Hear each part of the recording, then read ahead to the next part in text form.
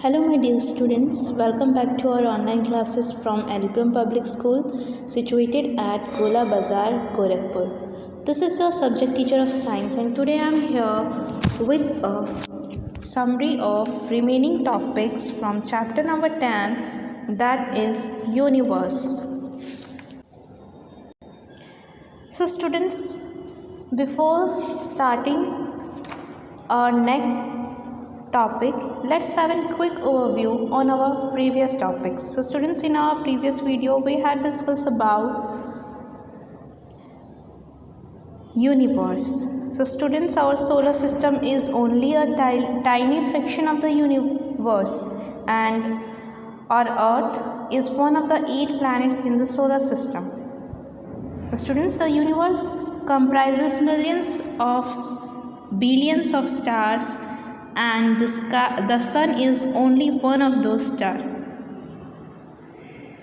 And we had already discussed about galaxy. It is a vast collection of gas, dust and billions of stars along with the solar system.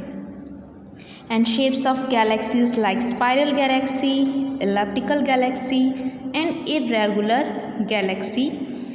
And the natural satellite, the moon. We had already discussed about the moon and the ocean tides. Now we are going to discuss about our next topic, that is eclipse. Students, you all are already familiar with this word. Let's discuss about it. Eclipse is the partial or complete hiding of one heavenly body by shadow of another. An eclipse is formed when the shadow of the earth falls on the moon or shadow of the moon falls on earth. Two types of eclipse are solar eclipse and lunar eclipse. So my dear students, eclipse is a partial or completely hiding of one heavenly body by shadow of another. An eclipse is formed when the shadow of the earth falls on the moon. When shadow of the moon falls on earth. So there are two types of eclipse. First one is solar eclipse and the second one is lunar eclipse. So let's discuss about solar eclipse. So students, solar eclipse occurs when the moon comes in between the sun and the earth and casts its shadow on the earth. Thus the region where the shadow falls cannot see the sun. It always occurs on a new moon day. So students, when solar eclipse occurs, it always occurs on a new moon day. And when the moons come in between the sun and the earth, it casts a shadow on the earth. So the region where the shadow falls cannot see the sun, then solar eclipse can occur. Next is lunar eclipse. So lunar eclipse occurs when the earth comes in between the sun and the moon and casts its shadow on the moon, thus covering the moon. It always occurs on a full moon day. Students, lunar eclipse always occurs on a full moon day. And when the earths come in between sun and the moon, it casts a shadow on the moon, thus covering the moon, and then lunar eclipse will occur. So I hope you understood this. Look at the given picture. How are lunar eclipse and solar eclipse different? Look at the picture. In lunar eclipse,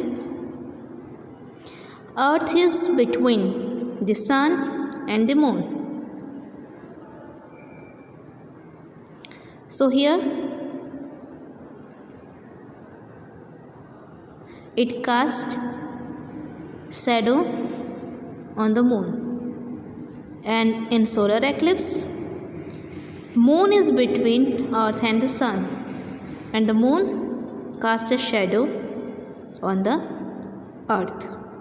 So this is the difference between lunar eclipse and solar eclipse, and I hope you understood it very well by the help of this picture. Now students, here few question arises. Even though there is a full moon each month, why don't lunar eclipse happen every month? So here answer will be, the sun, earth and moon are not perfectly lined up. The moon's path around earth is slightly tilted, about 5 degrees more than earth's path around the sun. This tilt prevents a lunar eclipse from happening every month. Now next question is, why can we see lunar eclipse more often than solar eclipse? Have you ever think this question? Let me tell you the answer. That's because during a lunar eclipse, earth casts a much bigger shadow on the moon than the moon casts during a solar eclipse on earth. Secondly, the moon is much closer to earth, over 300 times closer than the sun. So earth has a better chance of blocking sunlight to the moon compared to the moon blocking sunlight from the sun. So I hope you understood this. Now students, did you know watching a lunar eclipse with a naked eye is relatively safe, while watching a solar eclipse without eyewear protection can seriously damage your eyesight. You can use a telescope to get a clearer view of the moon during an eclipse and see what is happening. Now students, let's come to our next topic, that is artificial satellites. So satellites are man-made devices sent into space by rockets rotating around the earth. So students, here we are talking about artificial satellites, and these satellites are man-made devices sent into space by rockets rotating around the earth. The first satellite was launched by a Russian scientist named Sputnik 1 in the early 1960s. Since then, numerous satellites have been launched by different countries. India has launched a few satellites such as Aryabhat, Bhaskar, INSAT 1A, INSAT 1B and Rohini. These satellites are helpful to humans in a variety of ways. Communication satellites such as INSAT are used to broadcast phone calls and TV programs worldwide. Weather satellites are used to predict the weather and provide early warning of hazardous storms and cyclones. Remote sensing satellites are used to take pictures of the Earth to study the characteristics of the Earth's surface. India launched the first ever remote sensing satellite, Cartosat. So students, these are some satellites made by human, so that's why they are called as artificial satellite. Look at the given picture. This is a picture of an artificial satellites. Space satellites are used to explore outer space and studies the planet and stars in the universe.